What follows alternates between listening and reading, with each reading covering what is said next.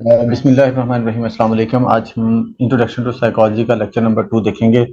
इससे पहले हमने लेक्चर 1 के अंदर क्या क्या देखा था उसको जल्दी से हम रिवाइज कर लेते हैं। जो लेक्चर 1 था हमारा वो इंट्रोडक्टरी लेक्चर था और बेसिक चीज़ें उसमें हमने देखी थी। साइकोलॉजी को डिफाइन किया था, साइकोलॉजी क्या है। उसके बाद इसकी थोड़ी सी हमने हिस्ट्री देखी थी कि साइकोलॉजी की जो डेफिनेशन है या साइकोलॉजी आज जो हम पढ़ते हैं या जिस तरह से उसको डिफाइन करते हैं वो किस तरह से ये आज की जो डेफिनेशन हम फाइनल फॉर्म में हमारे सामने वो कैसे डेवलप हुई थी, इसको हमने देखा था। इसके अंदर हमने 4-5 डेफिनेशंस देखी थी और फिर हमने ये देखा था कि ये डेफिनेशंस किस किसने दी हैं। सबसे पहले डेफिनेशन जो थी psychology as a science of soul, ये अरिस्टोटल ने दी थी। इसको हमने देखा और साई का साइन के साथ इसको डिनोट किया जाता है साइकोलॉजी को। इसके ऊपर क्रिटिसिज्म था, क्या क्या इसमें खामियां थी जिस किस वजह से इसको रिजेक्ट कर दिया गया, वो भी हमने देखा था। और सेकंड डेफिनेशन हमने देखी थी psychology science of mind. Science of soul के बाद फिर सोल का जो वर्ड है उसकी जगह माइंड ने ले ली, फिर psychology as a science of mind कहा जाने लगा। विलियम जेम्स ने ये डेफिनेशन दी थी, लेकिन ये जो डेफिनेशन है इसमें भी खामी थी। खामी इस तरह से थी, वो कहते कि ये जो माइंड है, जैसे सोल को लेकर क्रिटिसिज्म था ना कि सोल को आप मैयर नहीं कर सकते, देख नहीं सकते, ऑब्जर्व नहीं कर सकते। इसी तरह से माइंड के बारे में भी बात है कि आप माइंड को ऑब्जर्व नहीं कर सकते। और ये इसको एक तरह से आधी डेफिनेशन भी बोला गया था कि आधी डेफिनेशन तो इसकी सही है कि साइंस ऑफ माइंड किस तरह से कि जो है माइंड के अंदर क्या चल रहा है ये वही शख्स बता सकता है जो उसको जो उसको एक्सपीरियंस कर रहा है। यानी कि मैं अपने माइंड के बारे में बता सकता हूँ कि मैं उस वक्त इस वक्त क्या सोच रहा हूँ, क्या फील कर रहा हूँ, या किस चीज पे मेरी अभी अटेंशन है, कोई और नहीं बता सकता। तो इस तरह से ये नामुकम्मल डेफिनेशन थी, इसको भी रिजेक्ट कर दिया गया। उसके बाद फिर साइकोलॉजी या साइंस ऑफ कॉन्शियसनेस, ये भी ये दी थी विलियम वोंट ने। ये डेफिनेशन क्या थी, कॉन्शियसनेस यानी कि हम जो प्रेजेंट मोमेंट के अंदर एक्सपीरियंस कर रहे होते हैं उसकी डेफिनेशन की गई थी। ये इसके अंदर भी यही प्रॉब्लम थी, वो कहते थे कि जो कोई भी बंदा एक्सपीरियंस कर रहा है ना वही बता सकता है कि वो क्या कर रहा है, उसको वो क्या फील कर रहा है। कोई और उसको नहीं उसके बारे में नहीं बता सकता, ना ही उसको उसको ऑब्जर्व कर सकता है। तो इस तरह का इस पर भी क्रिटिसिज्म था। और इसके साथ साथ ये भी इस पर क्रिटिसिज्म था कि जो कॉन्शियसनेस है ना, आपने इसको सिर्फ कंसीडर कर लिया साइकोलॉजी के अंदर, आपने अनकॉन्शियस और सबकॉन्शियस को तो कंसीडर ही नहीं किया, जो कि बहुत बड़ा हिस्सा है हमारी पर्सनैलिटी का। उसके बाद फोर्थ डेफिनेशन हमने देखी थी साइकोलॉजी साइंस ऑफ बिहेवियर, जो विलियम जेबी वॉटसन ने डेफिनेशन दी थी। ये किसी हद तक एक्सेप्टेबल थी, दूसरी डेफिनेशन से ज्यादा इसको एक्सेप्ट किया गया था बिहेवियर को। लेकिन इसमें भी किसी हद तक इस पर भी किसी हद तक क्रिटिसिज्म था। क्रिटिसिज्म ये था कि आपने वो चीज तो कंसीडर कर ली जो ऑब्जर्व की जा सकती है। बिहेवियर को ऑब्जर्व किया जा सकता है ना, देखा जा सकता है और मेजर भी किया जा सकता है, इस पर एक्सपेरिमेंट भी किया जा सकता है। वो कहते हैं आपने ये चीज तो देख ली, ये तो कंसीडर कर ली कि आप ऑब्जर्वेबल चीज को कंसीडर कर रहे हैं यानी कि बिहेवियर को। लेकिन इंसान का माइंड भी तो एक सच्चाई है ना, वो भी तो एग्जिस्ट करता है ना, उसके उसको आप साइड पे कर रहे हैं या उसको कंसीडर ही नहीं कर रहे हैं। उसके अंदर क्या चल रहा है वो कैसे देखा जाएगा, वो कौन देखेगा। तो इस तरह की इस पर भी आप कह सकते हैं कि तनकीद की गई और क्रिटिसिज्म किया गया। और फाइनल फिर डेफिनेशन हमारे पास निकल के आई, जो आज हमारे पास फाइनल फॉर्म में मौजूद है, जिसको सब लोग एक्सेप्ट करते हैं। वो है psychology is a scientific study of mind and behaviour, के माइंड के साथ साथ बिहेवियर को भी स्टडी किया जाता है इस डेफिनेशन के अकॉर्डिंग। तो ये फाइनल डेफिनेशन है, ये हमने पढ़ा था। ये पहले स्टडी ऑफ सोल बना, फिर स्टडी ऑफ माइंड बना, फिर स्टडी ऑफ कॉन्शियसनेस, फिर स्टडी ऑफ बिहेवियर बना। उसके बाद हमने गोल्स देखे थे। साइकोलॉजी के गोल्स क्या होते हैं, डिस्क्राइब, डिस्क्राइब का मतलब व्हाट इज हैपनिंग, और एक्सप्लेन कि वो क्यों हो रहा है। ठीक है, वो कोई भी जो बिहेवियर है वो क्यों परफॉर्म कर रहा है कोई शख्स या कोई पर्सन। उसके बाद प्रिडिक्ट करना, जब हमें ये पता चलता है क्या हो रहा है और क्यों हो रहा है, फिर उसकी बेस पे हम प्रिडिक्ट भी कर सकते हैं when it will happen again. ठीक है, ये कह सकते हैं। उसके बाद फाइनल था टू चेंज और कंट्रोल। जब ये तीनों चीजें हमें पता चल जाती हैं, डिस्क्राइब यानी कि क्या हो रहा है, क्यों हो रहा है, अब कैसे कब होगा या कैसे होगा, तो फिर हम उसी बेस पे उसको कंट्रोल भी कर सकते हैं, चेंज भी कर सकते हैं। उसके बाद कुछ और जनरल चीजें हमने देखी थी। साइकोलॉजी का जो साइंस देखा था, साइंटिफिक मेथड देखा था। अब हम आ जाते हैं आज के लेक्चर की तरफ, इसी को कंटिन्यू करेंगे आगे हम। कल हमने लेक्चर के दौरान बात की थी कि साइकोलॉजी एक पॉजिटिव साइंस भी है। उसी से मिलती जुलती बात हम देख लेते हैं कि जो पॉजिटिव साइकोलॉजी बेसिकली क्या है और कैसे डेवलप हुई है। पॉजिटिव साइकोलॉजी के जो फाउंडर हैं या फादर हैं वो मार्टिन सेलिगमैन हैं। मार्टिन सेलिगमैन ये बेसिकली फाउंडर हैं। ये जब अमेरिकन साइकोलॉजिकल एसोसिएशन के प्रेसिडेंट तैनात हुए या प्रेसिडेंट इलेक्ट हुए ना, उस वक्त का ही वाकया है कि एक दिन इनकी बेटी है ना, 5 साल की थी बेटी, उन्होंने इसको टॉन्ट किया और ये कहा कि आप हर वक्त अपने गुस्से में ही रहते हैं, बुरे मूड में ही रहते हैं। तो उस वक्त अचानक से क्या हुआ, इनको ना, अब जैसे वो कहते हैं आमद हो जाती है ना, या आप कह सकते हैं कि अचानक से कुछ चीज माइंड में आ जाती है। उस वक्त इनको, जब इनकी बेटी ने कहा कि आप हमेशा ही बुरे मूड में रहते हैं, ठीक है, या हमेशा ही काम में बिजी रहते हैं, इस तरह से उसकी बेटी ने टॉन्ट किया, तो अचानक इसके माइंड में आया कि यार मैं तो अपनी जिंदगी में जो ज्यादातर चीजें या मैक्सिमम चीजें हैं ना, उनको नेगेटिव परसीव करता हूँ पहले। यानी कि जो फर्स्ट टाइम जो होता है ना, मैं उसको नेगेटिव, उन चीजों को नेगेटिव लेता हूँ।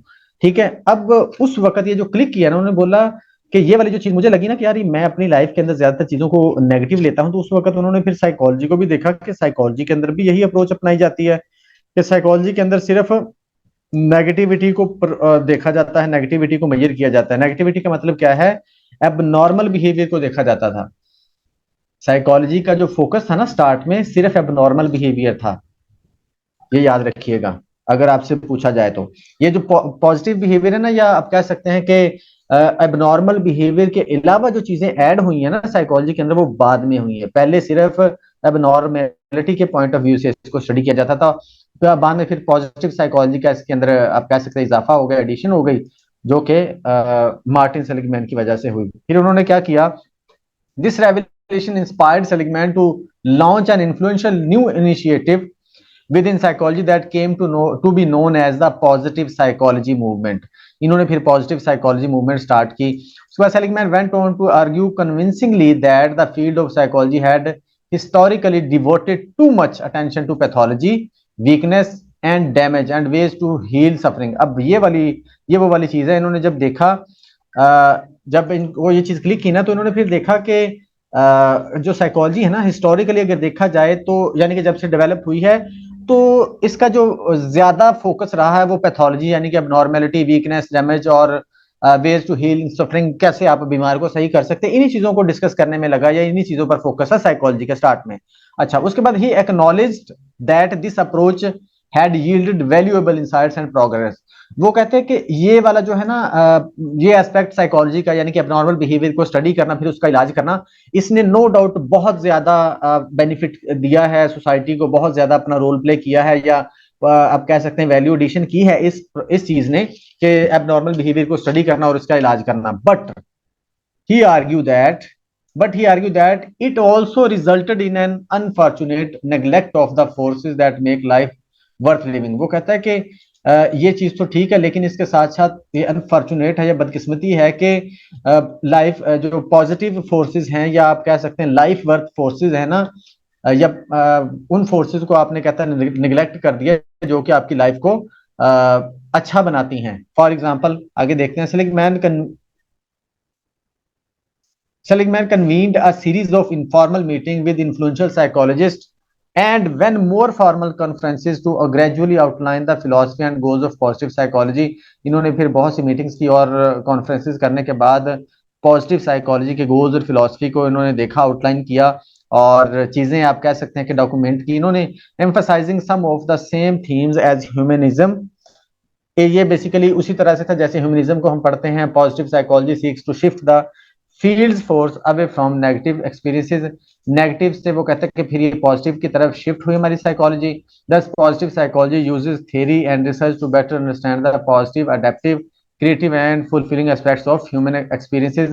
फिर पहले तो ये देखा जाता था ना कि जो बेसिकली जो नेगेटिव बंदे का जो बिहेवियर डेवलप हुआ है, जब नॉर्मेलिटी उसके अंदर आई है, वो कैसे आई है, उन चीजों को स्टडी किया जाता था। बाद में फिर वो कहते हैं कि पॉजिटिव, अडेप्टिव, क्रिएटिव और फुलफिलिंग एस्पेक्ट्स को भी देखना शुरू कर दिया ह्यूमंस के। अब वो उसके बाद एक इन्होंने बोला इस पॉजिटिव साइकोलॉजी के बारे में, the emerging field of positive psychology has 3 areas of interest. इसके अंदर वो कहते हैं 3 एरियाज हैं जिसके अंदर जो जिनको कंसिडर किया जाता है पॉजिटिव साइकोलॉजी के अंदर, और उन पर स्टडी या रिसर्च की जाती है। सबसे पहला कौन सा है? The first is the study of positive subjective experiences are positive emotions such as happiness, love, gratitude, contentment और एंड होप। पहले जो है ना इन चीजों को कंसीडर ही नहीं किया जाता था। जब साइकोलॉजी नई नई डेवलप हुई थी ना, तो उस वक्त देखा ही नहीं जाता था कि इंसान हैप्पीनेस की वजह क्या बनती है, ये हैप्पीनेस कितनी है या नहीं है, लव क्या होता है, ग्रेटिट्यूड का क्या रोल होता है इंसान की जिंदगी में। इसी तरह कंटेंटमेंट और होप की बात फिर जब पॉजिटिव साइकोलॉजी डेवलप हुई तो उन्होंने फिर इन चीजों को कंसीडर किया और पॉजिटिव साइकोलॉजी के अंदर ऐड किया।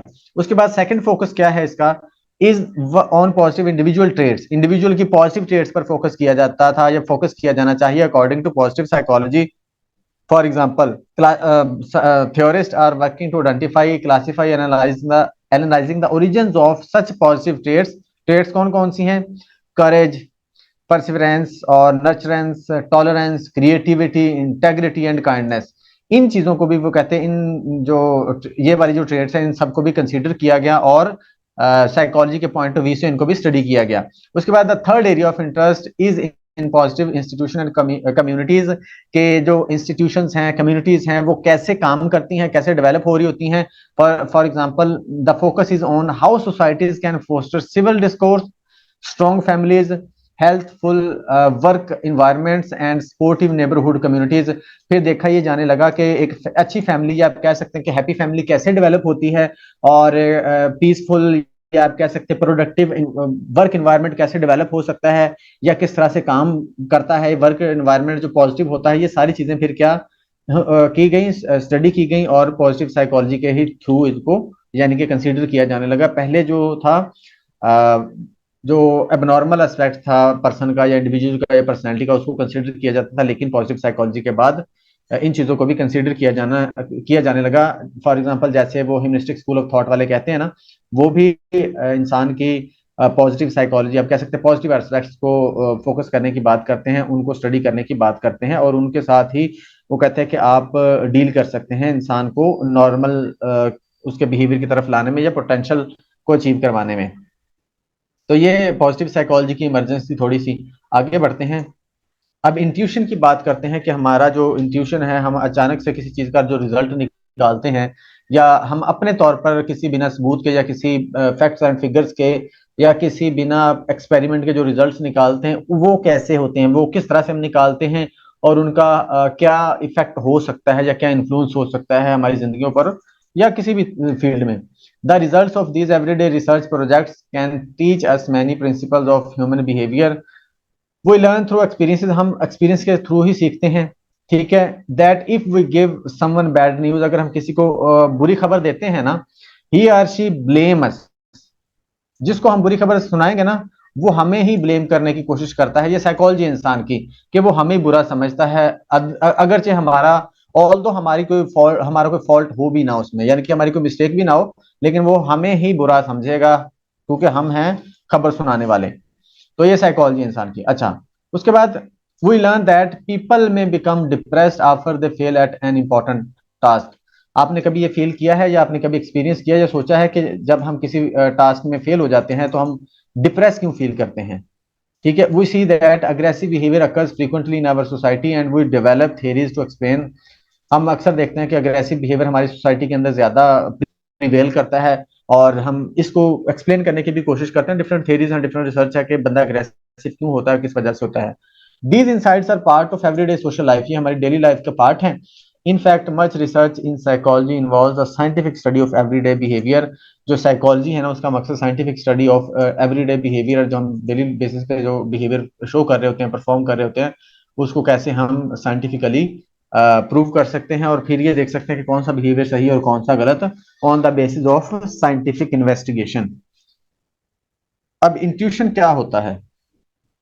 इंट्यूशन इज थिंकिंग, ये thinking that is more experiential, emotional, automatic and unconscious. ये वो एक्सपीरियंस या वो आप कह सकते हैं कि हमारा बिहेवियर होता है जिसमें हम अनकॉन्शियसली कोई रिजल्ट निकाल रहे होते हैं। फॉर एग्जांपल, नीचे डेफिनेशन है, इजी करके लिखी है मैंने। Intuition is the ability to understand और know something immediately without the need for conscious reasoning. किसी रीजनिंग या किसी एक्सपेरिमेंट या किसी भी आप कह सकते हैं कि सबूत के बिना आप जो रिजल्ट निकालते हैं, that is your intuition. It often involves a gut feeling, इसको गट फीलिंग भी बोलते हैं, और an instinctive understanding that arises spontaneously, जो आप अचानक से या स्पॉन्टेनियसली या आप कह सकते हैं कि अचानक जब आपके जहन में कोई इशारा आ जाता है या रिजल्ट आ जाता है, उसको क्या बोलते हैं, इंट्यूशन। इसकी एग्जांपल अगर हम देखना चाहें तो सपोज करें आप नर्स हैं या डॉक्टर हैं किसी हॉस्पिटल, फर्ज कर लेते हैं आप डॉक्टर हैं हॉस्पिटल के अंदर, आपके पास एक पेशेंट आता है, ठीक है, वो आपको कुछ चंद एक आपको सिम्टम्स बताता है कि फीवर है, रैश है, या आप कह सकते हैं वो टायर्ड है, थका थका सा लग रहा है आपको, तो आप फौरन से उसको क्या करते हैं, उसको अपनी साइट के थ्रू कैसे डील करते हैं, based on your extensive experience you get a gut feeling that the patient might have an early stage of a serious but rare infection। आप फौरन से उसकी जो प्रेजेंट कंडीशन होती है उसकी बेस पे आपको अचानक से अंडरस्टैंडिंग हो जाती है कि इसको ना इन्फेक्शन है। अच्छा, this feeling isn't based on any single symptom और टेस्ट रिजल्ट। इसके लिए आपके पास आप कह सकते हैं कि क्लियर कोई सिम्टम नहीं था या क्लियर टेस्ट रिजल्ट नहीं था। ऐसा होता है ना कि जब आप एक क्लियर किसी चीज का ऐलान करते हैं या कोई डिसीजन लेते हैं या कोई रिजल्ट निकालते हैं तो आपके पास उसका क्लियरली क्या होता है, कुछ रिजल्ट होता है या टेस्ट किया होता है या आपने एक्सपेरिमेंट किया होता है। लेकिन कहते हैं कि जब इंट्यूशन का हम यूज कर रहे हैं तो उस वक्त ऐसा नहीं होता, but rather on a combination of subtle cues you have seen in past cases. वो कहता है कि आपने जो पास्ट केसेस के अंदर आपके जो एक्सपीरियंस थे उसकी बेस पे आपने ये रिजल्ट निकाल लिया। उसके बाद trusting your intuition you decide to run a specific set of test for this rare infection. फिर आप कहते हैं उस बेस पे, उस इंट्यूशन की बेस पे आप क्या करते हैं, आप उनको डिफरेंट टेस्ट लिख के देते हैं और उस टेस्ट को करवाना भेज देते हैं। ये कैसे होता है हमारे पास, यानी कि जब हम डॉक्टर के पास जाते हैं तो वो पर्टिकुलर टेस्ट ही क्यों लिख के देता है या पर्टिकुलर डायग्नोसिस ही क्यों कर देता है, जबकि उसके सामने कोई टेस्ट रिपोर्ट्स भी नहीं होती। तो ये मतलब उस तरह की बात है कि वो हमारी गट फीलिंग होती है। या आप इसको और तरह से अगर लेना चाहें, आपने आपके अपनी डेली लाइफ के अंदर भी बहुत सारे एक्सपीरियंस होते होंगे कि आपको अचानक से कोई फीलिंग, या जिसको आप सिक्स सेंस भी कह देते हैं कि यार हाँ ऐसा है, तो आप वही अनाउंस करते हैं तो समटाइम वही निकल आता है, वैसा ही होता है जैसा आप समझ रहे होते हैं। अच्छा, अब आ जाते हैं इसका दूसरा एस्पेक्ट जो होता है। Other explanations might be possible and even more accurate. For example, eyewitness to violent crimes are often extremely confident in their identification of criminals। यानी कि अगर कोई आई विटनेस हो या आंख से किसी ने देखा हो कोई काम जुर्म होते हुए तो वो जैसे आपको बयान कर सकता है, बट मतलब वो कॉन्फिडेंट होता है कि मैंने ये अपनी आंख से देखा तो मैं बता सकता हूँ। But research finds that eyewitness are just as confident when they are wrong as when they are right. वो कहता है कि ये जो आई विटनेस होते हैं ना, ये भी, अब हम यहाँ पर आने वाली है वो बात जो आप कह सकते हैं कि आपको अजीब लगेगी या जो अक्सर हमारे साथ हो सकता है जब हम जल्दी में कोई डिसीजन ले रहे होते हैं, जल्दी में हम या सब चीजों को इजी ले रहे होते हैं ना, तो उस वक्त हमसे मिस्टेक हो जाती है कि सम टाइम ऐसा होता है कि आप पूरे कॉन्फिडेंट होते हैं कि ये बात सही है, लेकिन वो बात समटाइम सही नहीं होती। People may also believe in extrasensory perception or the prediction of astrology when there is no evidence for either। जब आपके पास कोई एविडेंस नहीं होता तो फिर आप एस्ट्रोलॉजी के रूल्स या आप कह सकते हैं प्रिडिक्शन के को यूज कर रहे होते हैं और चीजों के रिजल्ट निकाल रहे होते हैं। Psychologists have also found that there are a variety of biases that can influence our predictions perceptions। अब यहाँ पर वो जो इंटरेस्टिंग चीज आ रही है कि क्या जब हम सोच रहे होते हैं या कोई रोजमर्रा के अंदर हम कोई चीज परफॉर्म कर रहे होते हैं और रिजल्ट निकाल रहे होते हैं तो क्या उसका जो रिजल्ट होता है वैसे ही होता है? नहीं। साइकोलॉजिस्ट कहते हैं कि बहुत दफा ऐसा होता है कि हमारी जो बाइसेस होती हैं या हमारी जो बाइसनेस होती है परसेप्शन करने के लिए, वो इन्फ्लुएंस कर रही होती है हमारी परसेप्शन को। हम जो चीज परसीव करते हैं हो सकता है कि हम अपने नजरिए के अकॉर्डिंग उसको परसीव कर रहे हो, असल में वो वैसी ना हो। ठीक है, these biases lead us to draw faulty conclusion, जिसकी वजह से हम गलत कंक्लूजन निकाल लेते हैं।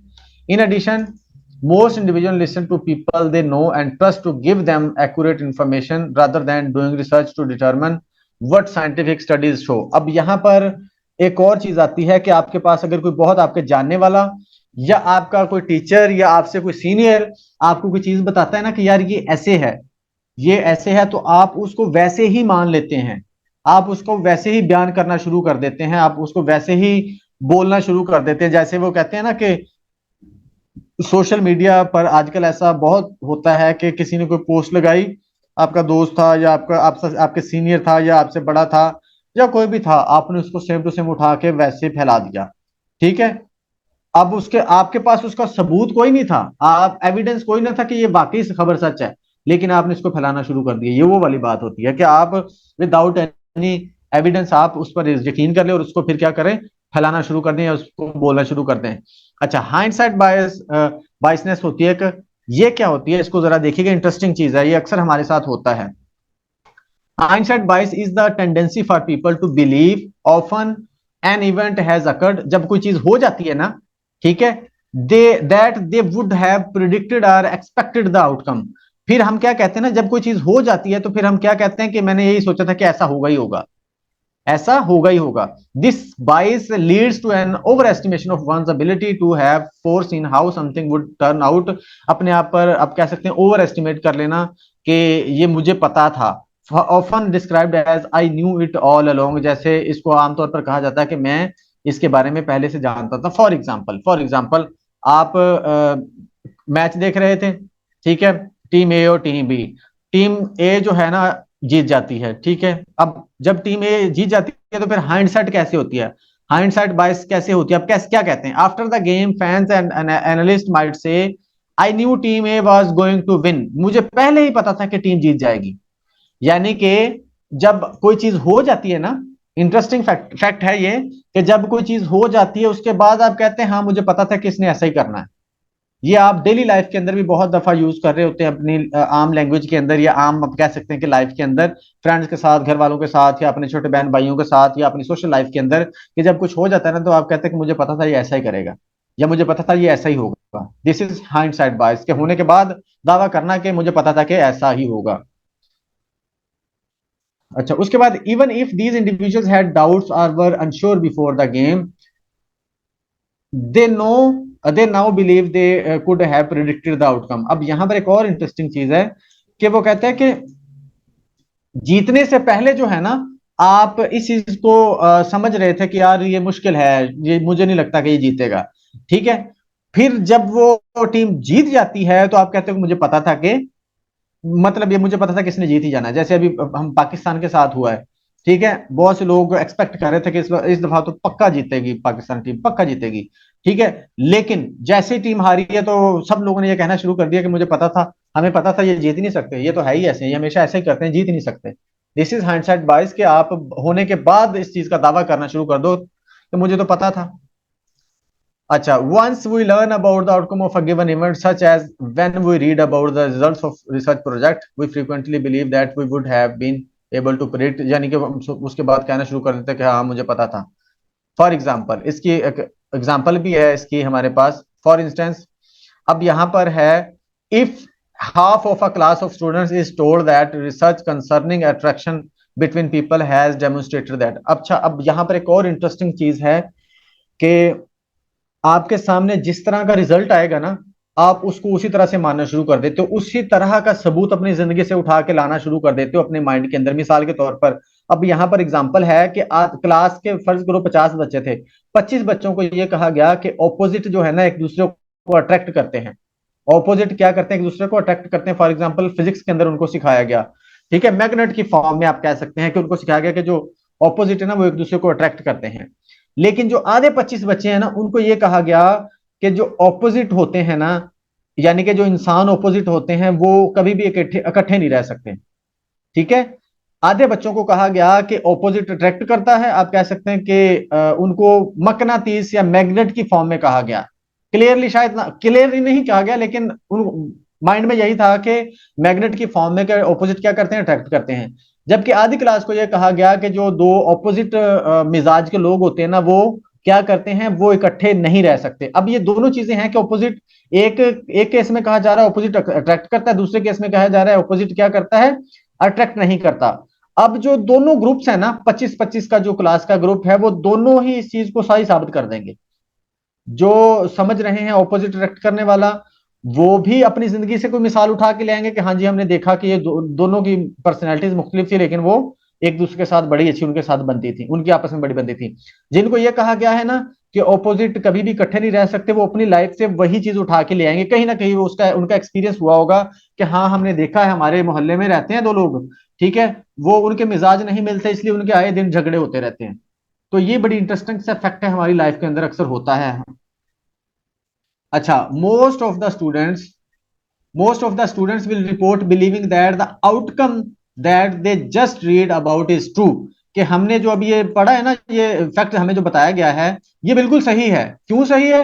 And they would have predicted the outcome before they had read about it, कि ये बिल्कुल सही है। क्यों? क्योंकि हमें पता है पहले से, हमने एक्सपीरियंस किया हुआ है इसको। ठीक है, ये बड़ा इंटरेस्टिंग सा फैक्ट है, इसको याद रखिएगा।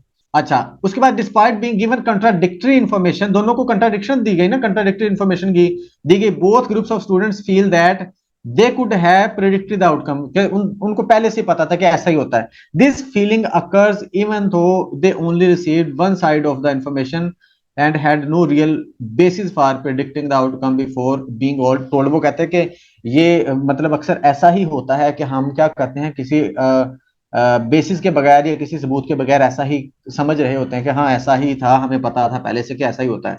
Of course both of these contradictory outcomes can not be true, दोनों नहीं ट्रू हो सकते। In fact psychological research finds that birds of the feather flock together is generally the case. The problem is that just reading a description of research findings lead us to think of the many cases. अब ये वाली जो चीज है ना, birds of a feather flock together, इसका मतलब है कि जो दो दो मुख्तलिफ मिजाज के जो लोग होते हैं ना, या मुहावरा है, इसका मतलब ये होता है कि जो दो मुख्तलिफ मिजाज के लोग होते हैं ना, वो इकट्ठे नहीं रह पाते।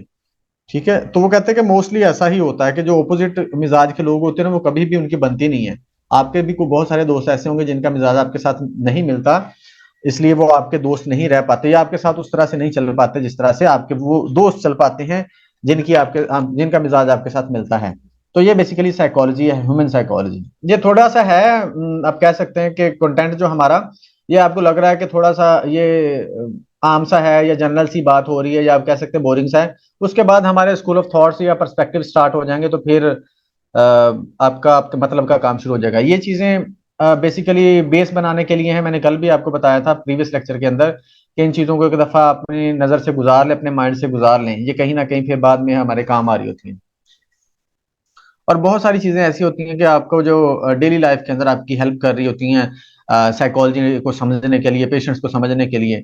तो इसलिए जरा ये अब ये यहाँ पर रिसर्च की बात हो रही, जो हमने अभी पढ़ी है ना ऊपर, हाइंडसाइट या इंस्टीट्यूशन वगैरह, ये रिसर्च के पॉइंट ऑफ व्यू से है कि जब भी आप कोई बात सुने या कहें, तो आप बकायदा उसकी तहकीक किया करें, और उसी बेस पे आप फैक्ट्स और फिगर्स की बेस पे आप बात किया करें। ये नहीं कि अगर आपको किसी ने बोल दिया तो आप उसी तरह से बात को सुन के उसी तरह से मानना शुरू कर दें। चाहे कोई सीनियर भी है तो कोशिश किया करें कि आपको रेफरेंस मिल जाए किसी भी चीज का या किसी भी फैक्ट का, रेफरेंस की बेस पे आपको वो चीज, ताकि आप भी कॉन्फिडेंस के साथ आगे बढ़ें। Why psychologists rely on empirical methods. अब हमें एम्पेरिकल मेथड्स की क्यों जरूरत होती है, यानी कि एक्सपेरिमेंटल मेथड्स की क्यों जरूरत होती है, साइंटिफिक मेथड हमने क्यों चूज करना होता है। All scientist whether they are physicians, chemists, biologists या psychologists use empirical research to study the topics that interest them। मतलब हमने कोई भी टॉपिक देखना है, साइंटिफिक रिसर्च करके एम्पेरिकल रिसर्च करनी होती है, या एम्पेरिकल रिसर्च के अकॉर्डिंग उसको देखना होता है। We can label the scientific method as a set of assumptions, rules and procedures that scientists use to conduct empirical research। हम साइंटिफिक मेथड को यूज कर रहे होते हैं, यानी कि साइकोलॉजिस्ट, जिस साइंटिफिक मेथड क्या होता है, एक सिस्टमेटिक मेथड होता है जिसके अंदर रूल्स एंड रेगुलेशन या प्रोसीजर को फॉलो किया जाता है, और उसके गलत होने के चांसेस बहुत कम होते हैं, यानी कि उसकी बेस पे जो रिजल्ट आएंगे वो ऑथेंटिक रिजल्ट्स होंगे। Empirical research methods include collecting, analysing, interpreting data, reaching conclusion, और फिर शेयर इन्फॉर्मेशन। ये कल भी हमने देखा था साइंटिफिक मेथड क्या है। अच्छा, उसके बाद although scientific research is an important method of studying human behaviour, not all questions can be answered using scientific approach. तमाम क्वेश्चन इसके थ्रू नहीं किए जा सकते answers. Statements that can not be objectively measured और objectively determined to be true और false और are not within the domain of scientific inquiry. अब यहाँ पर एक आपसे क्वेश्चन किया जा सकता है कि क्या हर चीज साइंटिफिकली स्टडी की जा सकती है, प्रूव की जा सकती है, मेजर की जा सकती है या नहीं। ये आम सी बात है, लेकिन ये कि आपको पता होनी चाहिए, मतलब कॉन्सेप्चुअल चीज है, ये आपको पता होनी चाहिए। अब बहुत सारी चीजें ऐसी होती हैं, वो कहते हैं कि उनको हम साइंटिफिक मेथड के थ्रू प्रूव नहीं कर सकते। ठीक है, हमें नहीं पता होता वो सही है या गलत है, या हम उसको मेजर नहीं कर पाते। मिसाल के तौर पर scientist generally do not attempt to prove values, beliefs और ओपिनियंस टू बी ट्रू और फॉल्स। अब ये जो चीजें हैं ना हमारी, यानी कि वैल्यूज हो गई, हमारे बिलीव्स हो गए, हमारी थॉट्स हो गई, हमारे ओपिनियंस हो गए, ये जो ट्रू है या फॉल्स है, इसको कैसे हम स्टडी करेंगे या इसको कैसे हम मेजर करेंगे, इसको मेजर नहीं किया जा सकता। मिसाल के तौर पर आप कह सकते हैं किसी से मोहब्बत का जो आप कह सकते हैं ताल्लुक है उसको मुय्यन नहीं किया जा सकता। किसी से आप कह सकते हैं आ, दोस्ती है, मिसाल ले लेते हैं, दोस्ती कितनी पक्की है आपकी, कितनी अच्छी दोस्ती है, ये मुय्यन नहीं की जा सकती चीज। ठीक है, तो इस तरह की जो चीजें होती हैं इनको मुय्यन नहीं किया जा सकता कि कितनी है कितनी नहीं है। तो ये इस चीज को हम इस तरह से कह सकते हैं कि ये वो चीजें हैं जिनको साइंटिफिकली हम प्रूव नहीं कर सकते या मैयर नहीं कर सकते। तो ये चीज आपने याद रखनी है। वैल्यूज क्या होती हैं? Values are personal statement such as abortion should not be permitted in this country. अब ये एक वैल्यू है, या आप कह सकते हैं कि किसी भी कंट्री के पॉइंट ऑफ व्यू से हो सकती है, किसी पर्सन के पॉइंट ऑफ व्यू से हो सकती है। वैल्यू क्या होता है? पर्सनल स्टेटमेंट्स होती हैं। For example, abortion should not be permitted in this country. जैसे हमारी मुस्लिम कंट्री है, तो यहाँ कह सकते हैं कि अबॉर्शन जो है ना, यहाँ पर इसके परमिशन नहीं होनी चाहिए, कि बिला वजह किसी की जिंदगी की कोई जिंदगी खराब, जिंदगी खत्म नहीं करनी चाहिए। अच्छा, उसके बाद रिलीजियस बिलीफ क्या होता है? In include statement such as I will go to heaven when I die, कि मैं जब मरूंगा तो मैं जन्नत में जाऊंगा। ये हम मुसलमानों का तो यही बिलीव है। ठीक है, ये रिलीजियस बिलीव है। Opinions are individual. अब ये जो है ना कि when I will die I will go to heaven, अब इस चीज को कभी भी प्रूव नहीं किया जा सकता। ठीक है, इस चीज को कभी भी प्रूव नहीं किया जा सकता। तो ऐसा, इस चीज का बताने का मकसद ये है कि आपसे अगर पूछा जाए तो आपको पता होना चाहिए कि कुछ चीजें ऐसी हैं जिनको साइंटिफिकली प्रूव नहीं किया जा सकता। Opinions are individual ideas such as it is important to study psychology. ये जो है ओपिनियंस है ना, ये भी साइंटिफिकली इसको सही या गलत साबित नहीं किया जा सकता। मिसाल के तौर पर आप कहते हैं कि साइकोलॉजी को स्टडी करना बहुत इंपॉर्टेंट है, लेकिन किसी के लिए इंपॉर्टेंट ना हो। मिसाल के तौर पर आप साइकोलॉजी के स्टूडेंट है, आप कहें जी साइकोलॉजी को पढ़ना बहुत इंपॉर्टेंट है, जबकि मैथमेटिक्स वाला जो बंदा है उसके लिए ये जरा भी इंपॉर्टेंट नहीं है, केमिस्ट्री वाले के लिए जरा भी इंपॉर्टेंट ना हो, उर्दू वाले के लिए जरा भी इंपॉर्टेंट ना हो। तो ये ओपिनियन जो होते हैं जिनको मतलब साइंटिफिकली हम इसका कोई रिजल्ट निकाल के जो है जनरलाइज नहीं कर सकते। ठीक है, अब आ जाते हैं फैक्ट्स की तरफ। Facts are objective statements. Facts जो होते हैं ना, ये ऑब्जेक्टिव स्टेटमेंट्स होती हैं determined to be accurate through empirical study. ये एम्पेरिकल स्टडी या रिसर्च के थ्रू, या आप कह सकते हैं एक्सपेरिमेंट्स के थ्रू डेवलप किए होते हैं, या मतलब बयान किए होते हैं, जिनको गलत नहीं किया साबित किया जा सकता, या जो गलत नहीं होते। मिसाल के तौर पर, according to the Pakistan Bureau of Statistics as of 2017 census, the population of Pakistan was approximately, यानी कि मरदमशुमारी जो हुई थी 2017 में, उसके मुताबिक जो हमारी आबादी है 207 मिलियन है, 207.8 मिलियन है। ठीक है, ये एक फैक्ट है जो एक बाकायदा रिसर्च के थ्रू क्या है, स्टैटिस्टिक्स के थ्रू इसको मतलब कि प्रूव किया गया, या आप कह सकते हैं बयान किया गया। उसके बाद,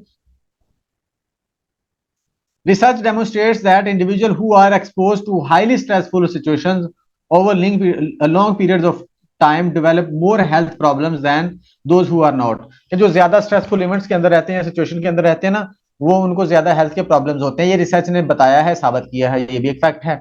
उसके बाद, Pakistan is the 33rd largest country in the world. ये भी एक फैक्ट है जो कि प्रूव्ड है, आप कह सकते हैं रिसर्च के थ्रू या स्टडी के थ्रू। ये फैक्ट और ओपिनियंस और रिलीजियस बिलीव्स के दरमियान डिफरेंस होगा, याद रखिएगा, जिनको हम प्रूव कर सकते हैं या डिसअप्रूव कर सकते हैं। अच्छा, एक और चीज है, scientific procedures do not necessarily guarantee. आपसे ये पूछा जा सकता है कि क्या साइंटिफिक जो स्टडी है या साइंटिफिक प्रोसीजर है, क्या वो हमेशा ही सही होता है? क्या वो अगर एक दफा कोई चीज प्रूव हो गई तो वो क्या हमेशा ही सही रहेगी? ये चीज याद रखनी है अपने। Scientific procedures do not necessarily guarantee that the answers two questions will be unbiased. ये कहते हैं गारंटी नहीं है कि जो साइंटिफिक प्रोसीजर के मुताबिक हम जो क्वेश्चन का रिजल्ट या क्वेश्चन का आंसर निकालते हैं ना, या जो रिजल्ट्स निकालते हैं वो अनबाइस्ड होंगे, उसमें भी बाइसनेस हो सकती है किसी ना किसी तरीके से। However since information from scientific research is shared, जब साइंटिफिक रिसर्च के थ्रू इंफॉर्मेशन को शेयर होती है या रिजल्ट निकल के शेयर होते हैं ना, उसको कंटिन्यूअली क्या किया जाता है, चैलेंज किया जाता है। New research follows and scientific facts can be modified when new evidence is found। जब कोई नई चीज या कोई वही वाली रिसर्च आप वाली फर्ज करे कोई और बंदा करता है, तो उसका रिजल्ट आप वाली रिसर्च से डिफरेंट निकलता है, तो वहीं पर वो आपकी जो रिसर्च है वो डाउटफुल हो जाएगी। तो अगर गलत होगी तो वो जो सही वाली रिसर्च है उसकी जगह ले लेगी। इसके साथ साथ वो कहते हैं कि टाइम के साथ साथ जो चीजें हैं वो अपडेट होती रहती हैं जैसे जैसे टाइम गुजरता है। अब आ जाते हैं चैलेंज टू स्टडी ह्यूमन जो ह्यूमन साइकोलॉजी है उसको स्टडी करने के लिए कौन कौन से चैलेंजेस हमारे पास हमारे सामने होते हैं, हमें फेस करने पड़ते हैं, उनमें से एक जो है इंडिविजुअल डिफरेंस का चैलेंज है। बहुत इंपॉर्टेंट ये चीज है, ये बहुत इंपॉर्टेंट कॉन्सेप्ट है इंडिविजुअल डिफरेंसेस वाला। Psychological experiences are extremely complex. The questions psychologists posed are difficult as those posed by other scientists, if not more so। वो कहता है कि जितने कम्प्लेक्स क्वेश्चन या जितने डिफिकल्ट क्वेश्चन दूसरे साइंटिस्ट रेज करते हैं ना, उसी तरह से साइकोलॉजी वाले भी क्वेश्चन रेज करते हैं। अगर उससे ज्यादा कम्प्लेक्स या सीरियस क्वेश्चन नहीं होंगे तो उतने तो एटलीस्ट हो गई। A major goal of psychology is to predict behavior by understanding its causes। Causes के थ्रू हमने बिहेवियर को क्या करना होता है, प्रिडिक्ट करना होता है। Making the predictions is difficult because people very. अब यहाँ पर इंटरेस्टिंग चीज आ जाती है कि जो प्रिडिक्शन करना बहुत दफा मुश्किल हो जाता है, या हम इस तरह से कह सकते हैं कि हम एक बंदे की प्रिडिक्शन करके ये नहीं कह सकते कि सारी कायनात ही ऐसा करती है, सारी दुनिया ही ऐसा करती है। अब यहाँ पर प्रॉब्लम आ जाती है इंडिविजुअल डिफरेंसेस की। एक बात याद रखिएगा, चूंकि आप सब लोग साइकोलॉजिस्ट हैं या आप फ्यूचर में क्लिनिकल साइकोलॉजिस्ट बनेंगे या आपने इंटरव्यू भी देना होगा, कि जब हम बात करते हैं ना, फर्ज करें किसी को डिप्रेशन की बात करते हैं, आपसे पूछा जाए कि हाँ जी आपके पास 10 पेशेंट आए डिप्रेशन के, तो 10 पेशेंट्स के डिप्रेशन का कॉज क्या होगा। या आपसे इस तरह से सवाल पूछा जा सकता है कि 10 पेशेंट है आपके पास डिप्रेशन के, तो क्या 10 के 10 पेशेंट्स का जो कॉज होगा या रीजन होंगे डिप्रेशन के वो सेम होंगे। तो आप कभी भी हाँ में जवाब नहीं देंगे, ये याद रखिएगा। कभी भी हाँ में आप जवाब नहीं देंगे कि 10 के 10 पेशेंट का कॉज एक ही होगा। ये चूंकि इंडिविजुअल डिफरेंसेस एग्जिस्ट करते हैं, तो इसलिए जो कॉजेज है ना डिफरेंट बीमारियों की या डिफरेंट साइकोलॉजिकल डिसऑर्डर्स की, वो डिफरेंट हो सकती हैं, पर्सन टू पर्सन वेरी कर सकती हैं। किसी के लिए जो डिप्रेशन है वो इन्वायरमेंट की वजह से हो सकता है, किसी के लिए कोई ट्रॉमा हो सकता है, किसी के लिए कोई लॉस हो सकता है, किसी के लिए कोई आप कह सकते हैं हेल्थ इशू हो सकता है। ठीक है, तो ये आप नहीं कह सकते कि 10 पेशेंट है तो 10 को एक ही रीजन होगी या 10 की एक ही कॉज होगी। तो ये इस तरह से वेरी कर रही होती है चीजें, इस चीज को अपने जहन में रखना इंपॉर्टेंट चीज है। इंडिविजुअल डिफरेंसेस क्या होता है? Individual differences are the variations among people on physical और साइकोलॉजिकल डायमेंशंस। वो कहते हैं ये वेरिएशंस होती हैं लोगों के दरमियान में, या तो फिजिकल डोमेन के अंदर या फिर साइकोलॉजिकल डोमेन के अंदर। Individual differences refer to the variations among people in terms of their characteristics. ये कैरेक्टरिस्टिक्स की फॉर्म में भी हो सकता है, बिहेवियर की फॉर्म में भी हो सकता है, और कॉग्निटिव प्रोसेसेस की फॉर्म में भी हो सकता है। अब अगर आप कहते हैं कि जी किसी शख्स को स्ट्रेस की वजह से डिप्रेशन हो गया या ट्रॉमा की वजह से डिप्रेशन हो गया, तो हो सकता है कि वो उसकी उसकी आप कह सकते हैं पर्सनैलिटी ऐसी हो कि वो स्ट्रेस फुल इवेंट्स को इजीली हैंडल कर लेता हो, तो इसका मतलब वो उसको तो डिप्रेशन ही नहीं हो सकता। फर्ज कर लेते हैं कि आप ये कहते हैं कि हमेशा इंसान को स्ट्रेस की वजह से डिप्रेशन होगा, ठीक है, या ट्रॉमेटिक इवेंट की वजह से डिप्रेशन होगा, तो ये पर्सनैलिटी टू पर्सनैलिटी भी तो वेरी करेगा ना। एक बंदा ऐसा है कि जो स्ट्रेसफुल इवेंट को बड़ी इजीली हैंडल कर लेता है, लेकिन एक बंदा हैंडल ही नहीं कर पाता। ठीक है, तो दोनों में जमीन आसमान का डिफरेंस हो जाएगा ना। एक बंदे को स्ट्रेस की वजह से कभी भी डिप्रेशन नहीं होता, दूसरे को फौरन से हो जाता है। या एक और मिसाल ले लेते हैं, एक दफा मैंने कहीं ये वाकया सुना था कि ऐसा हुआ कि एक जगह पर ना धमाका हो गया। अब इंडिविजुअल डिफरेंसेस की बात करने लगो मिसाल देकर। एक जगह पर बॉम्ब का ना धमाका हो गया, बॉम्ब ब्लास्ट हुआ। तो अब बॉम्ब ब्लास्ट में क्या होता है, नॉर्मली आमतौर पर तो होता है ना कि ट्रॉमा में चले जाते हैं लोग, कि अचानक से बॉम्ब आया, जो है ना लोग बिखरे पड़े हैं, उनके अज़ा बिखरे पड़े हैं, और खून है और बॉडी पार्ट्स पड़े हैं इधर उधर, तो जाहिर सी बात है कोई भी आम बंदा देखेगा वो तो वहां पर बेहोश हो जाएगा ना। वो तो बीपी शूट उसका लूज, बीपी लो हो जाएगा और वो खुद बेहोश हो जाएगा। अब यहाँ पर इंडिविजुअल डिफरेंसेस भी आपको मिलेंगे। कैसे? एक बंदा ऐसा है कि वो ट्रॉमा में चला गया, वो उसको समझ नहीं आई कि क्या हुआ, उसने जब देखा खून देखा, अपने आसपास लोगों को बेहोश देखा, तो वो अपने आप पर कंट्रोल नहीं रख पाया, ठीक है, वो भी बेहोश हो गया।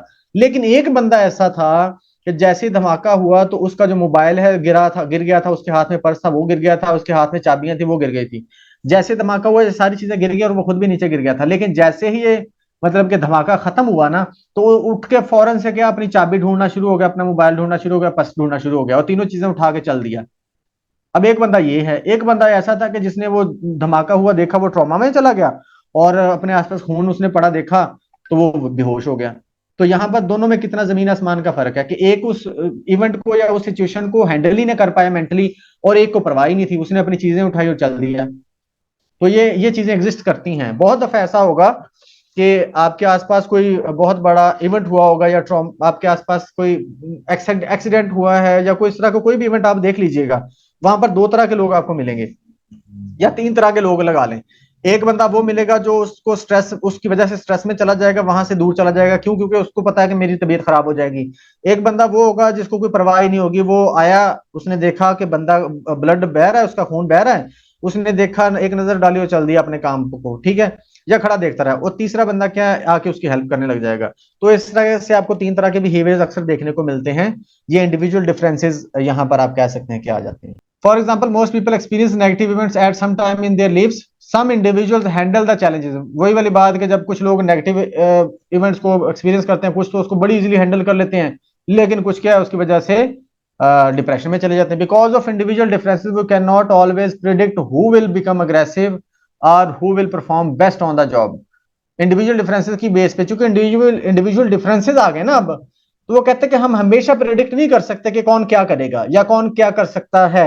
ये आपको पर्सन टू पर्सन देखना पड़ेगा और पर्सन टू पर्सन वेरी करेगा। ये the prediction made by psychologist are only probabilities. ये जो प्रिडिक्शन हम बनाते हैं ना, ये प्रोबेबिलिटीज हो सकती हैं। आप ये कह सकते हैं कि ऐसा हो सकता है, आप ये नहीं कहेंगे ऐसा ही होगा, क्योंकि अगर आप ये बोलेंगे ऐसा ही होगा तो वहां पर इंडिविजुअल डिफरेंसेस अगर आ गए ना बीच में, तो वो सारी चीजें चेंज हो जाएंगी। तो आप कह सकते हैं कि यार ये प्रोबेबिलिटी है कि ऐसा हो जाए, कंफर्म नहीं करेंगे। We can say for instance the people who score higher on an intelligence test will on average do better at school. अगर हम वो कहते हैं कि जो लोग हाई स्कोर करते हैं वो स्कूल में बेटर परफॉर्म करेंगे। However we can not make very accurate predictions but exactly how any one person will perform.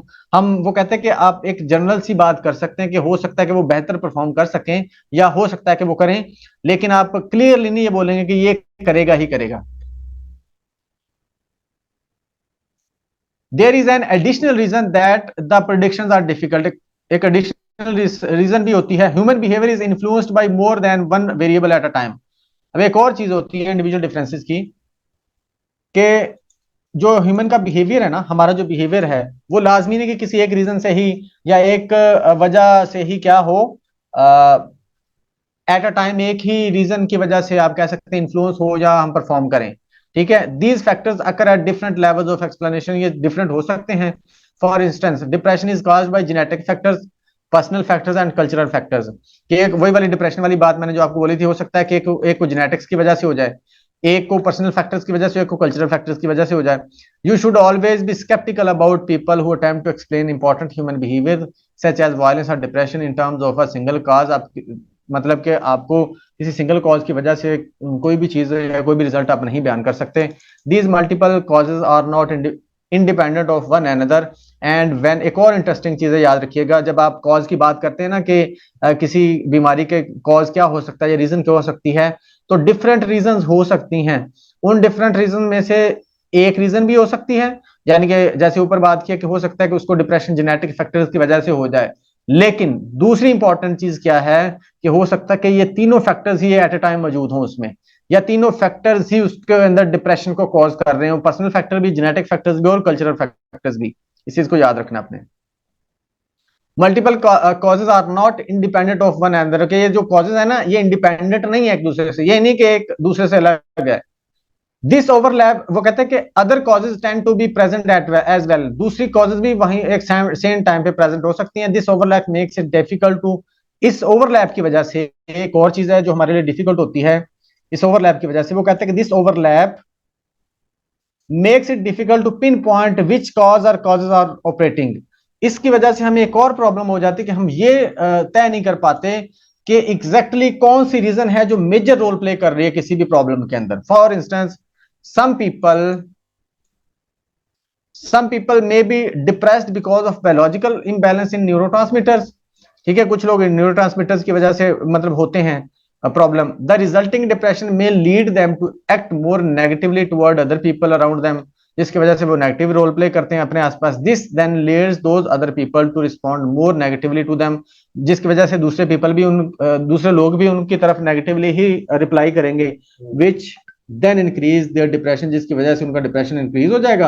As a result the biological determinants of depression become intertwined with the social responses of other people. फिर depression, अब एक बंदे को neurotransmitter की वजह से क्या वो डिप्रेशन हुआ, उसने उस वजह से अपना बिहेवियर नेगेटिव शो किया, जब नेगेटिव शो किया तो दूसरे लोगों ने भी रिस्पॉन्स नेगेटिव ही दिया। जब नेगेटिव दिया तो उसका डिप्रेशन इंक्रीज करता चला गया, क्योंकि डिप्रेशन वाले को तो सहारा चाहिए होता ना, उसको तो हमदर्दी चाहिए होती थी। तो अब यहां पर क्या हुआ कि बायोलॉजिकल फैक्टर के साथ एक सोशल फैक्टर भी ऐड हो गया उसके डिप्रेशन के अंदर, ठीक है, making it difficult to disentangle that effects of each cause. फिर यहाँ पर हमारे लिए प्रॉब्लम हो जाती है कि कौन सी कॉज बेसिकली उसमें अपना रोल प्ले कर रही है उस बीमारी के अंदर।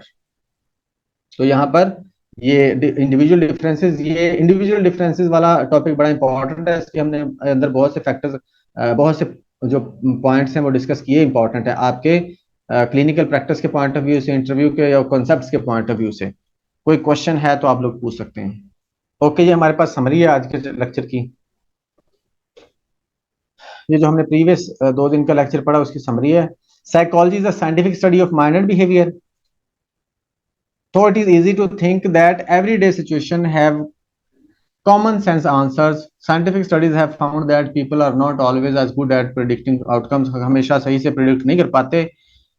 The hindsight bias lead us to think that we could have predicted events that we could not have predicted.